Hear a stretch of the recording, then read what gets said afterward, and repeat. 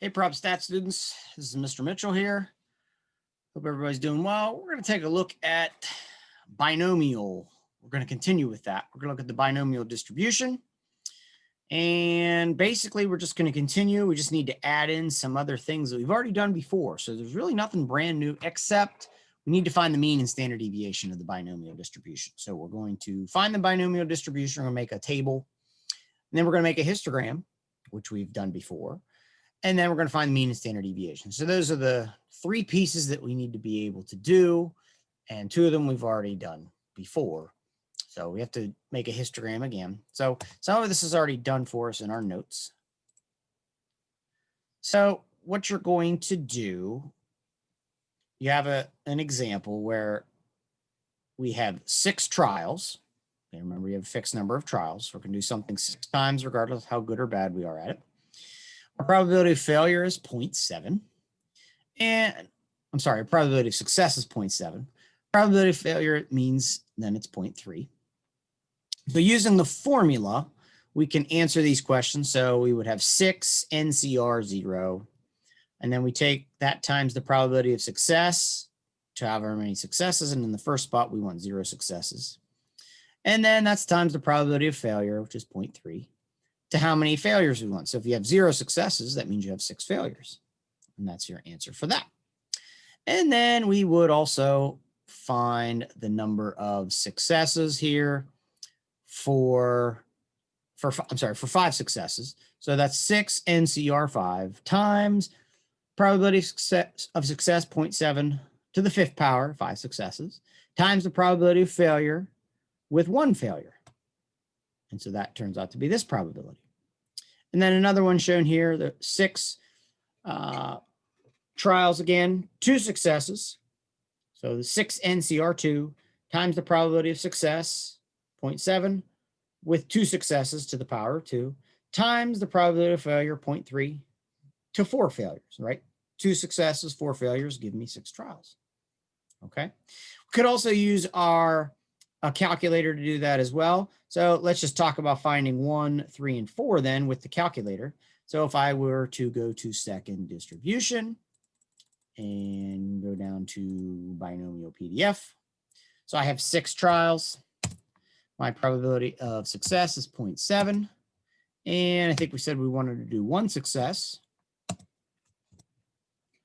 0.0102. So if I come back here, I would record that number here. Again, 6 successes, probability of success is 0.7, and then having 1 success, so that number would go in that spot, okay? So work smarter, not harder. Don't go back into the menu. If all you need to change is the number of successes, go back in here. We need to do it for 3, because we didn't find that number yet. So then that would be 0.1852. That would be 3 successes. Again, the number of trials and the probability hasn't changed, so you don't need to change that. And then one other number we need to find is 4 successes. So you go back in and just change that. So we would then record these 3 numbers in our probability distribution table. And so you can see there are my numbers. I found this one, and this one with the calculator. And then we found this one, and I guess we didn't find 5, did we? With the formula or with the calculator. If I go, oh yeah, we did find 5. We didn't find 6. So again, let's go back to our calculator. We can do that real quick. So you just change that to, that's 6 successes. And so there you go. Okay. So you can see we went to 3 decimal places here. So there's our table. These are the probability of successes on each thing. It should add to 1, because if you do it 6 times, you can either have 0 successes, 1, 2, 3, 4, 5, or 6. You can't have anything else. There's no other options. So then what we would do next, I know this is a finished product, but what you would want to do on the x-axis, you put your number of successes. So you have 0, 1, 2, 3, 4, 5, 6. And you should have labels. Don't forget your labels, and don't forget your title on your graph. And then this is the probability scale here. So if I go back, my smallest number is 0.001. It's very, very little. This is 1%, 6%, 18%, 32%, 30, and then 11%. So you can see I need to have a scale that goes up to almost 35%, 0.35. And then this is 5%. So this is very, very little. I'm just marking it enough so you can see it. And then the next number was 1%. That's a little bit more than that. Again, this black part is very, very small. The red is still small, but it's definitely a lot bigger, but it's still not much bigger compared to all of these.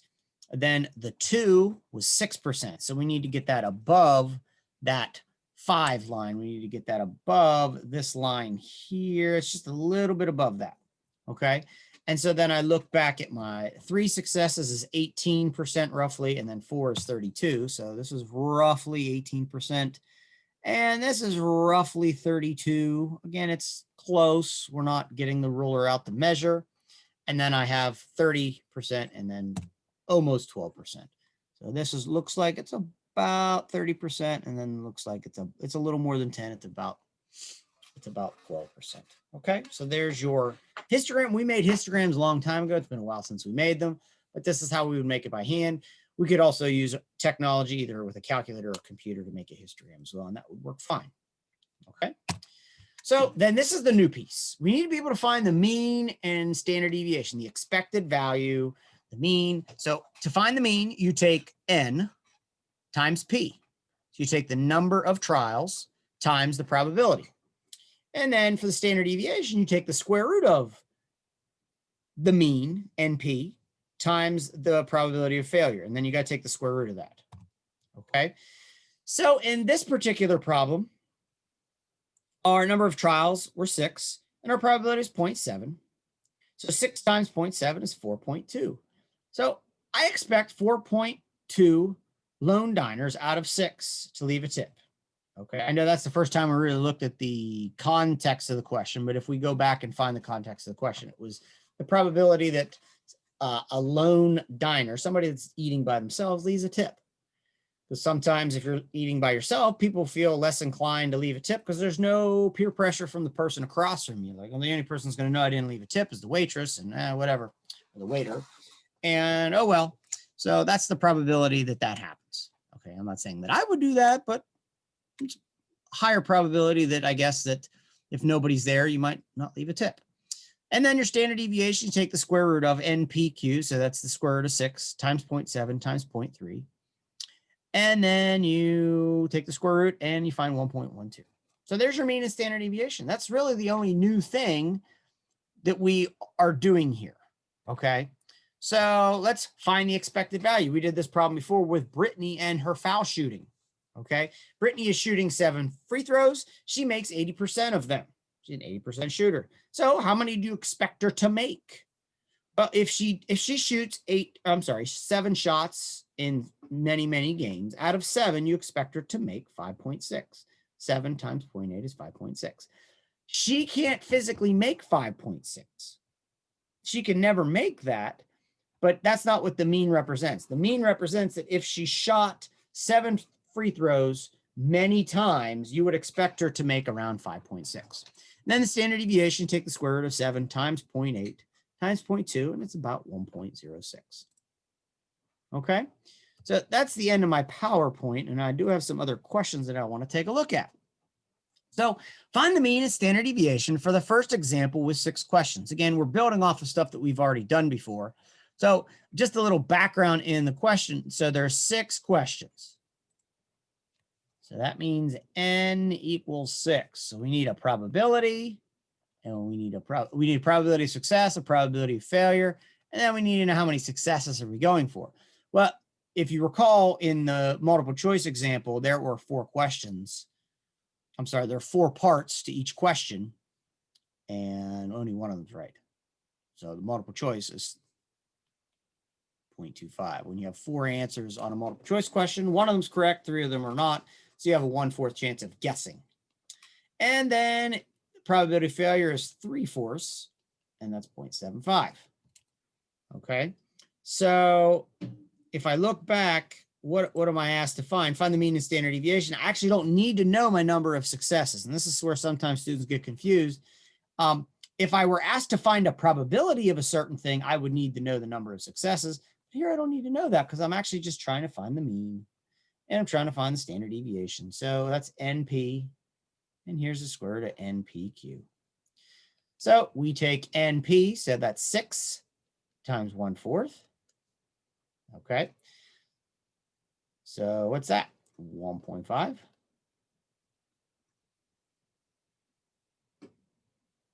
So you expect her to get 1.5 questions right. Okay. Out of 6, if you have to guess on 6 questions, if you do that many times, you'll get about 1.5. So that's what you expect to happen. And then here, we're going to take the square root of 6 times 1/4 times 3/4. And I don't know exactly what that's going to end up being. So I'm going to take the square root of 6 times 0.25 times 0.75. Again, I'm just typing into the decimals because it's less typing.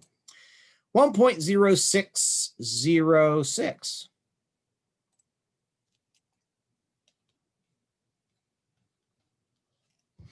And so that's how you find your mean and standard deviation. It's really the only new piece that we haven't done yet. That's the only new thing we have to talk about. Okay. So then another example, find the mean and standard deviation for the second example was 7 multiple choice questions. With the second example, again, if you recall when we were going through this, so there's 7 questions, but our probability did change. There were 5 multiple choice, there were 5 answers on the multiple choice. So one of them's right, 4 of them's wrong. So that means you have an 80% chance of failing and a 20% chance of succeeding. Do you need to know R? Not if you're just finding the mean and the standard deviation. So again, mean is NP, so that's 7 times 0.2. And what is that? What point? I'm sorry, 1.4. So 7 times 0.2. I think that's what it is. We got 1.4. I was right. So 1.4 is our mean. And then our standard deviation is the square root of MPQ. It's the square root of 7 times 0.2 times 0.8. And we're going to use our calculator.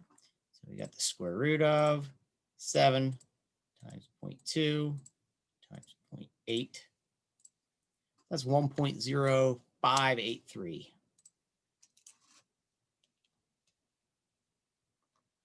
That's our mean and our standard deviation of our binomial distribution. Again, we didn't have to fill out a whole entire table like maybe we did in some of the other questions on these two, because we weren't asked to do that, or we have already done it, one of those two things. But we definitely need to remember how to find the binomial distribution and also how to graph a histogram, whether using technology or by hand. We'll go back and forth on that. So if you have any questions, let me know.